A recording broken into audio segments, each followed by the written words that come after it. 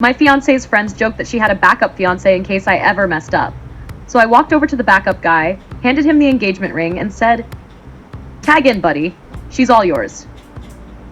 The room went completely silent.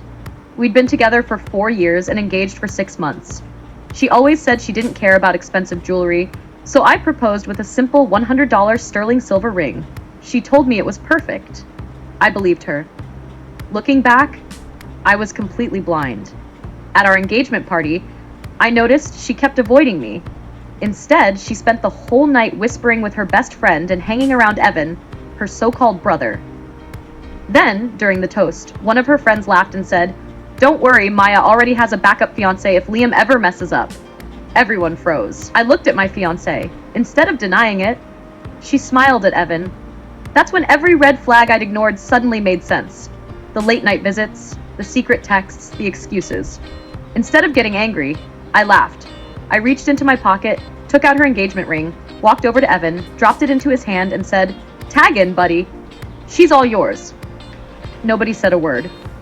Then I ended the party. When Maya started screaming that it was just a joke, I asked her, "Was it also a joke when you were at Evan's apartment last Tuesday?" She couldn't answer, because she knew I already suspected the truth.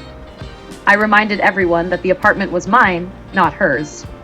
Then I told them to leave. 3 days later, Maya, Evan, and her friends came back pounding on my door. I called the police.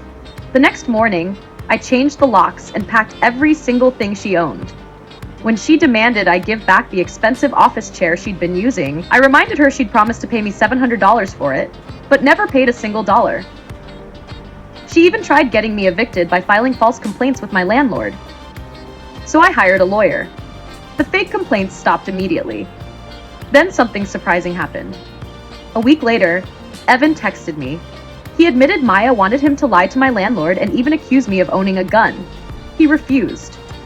Turns out, the backup fiancé disappeared the moment things became real. 2 months later, Maya's mother called me. She begged me to give Maya the office chair because of her back pain. I simply said, "No problem. Just send me the $700 she still owes me." 1 minute later, the money hit my account. I rolled the chair onto the porch and closed the door for the very last time. Ending. Sometimes the best revenge isn't getting even. It's refusing to let people keep taking advantage of you.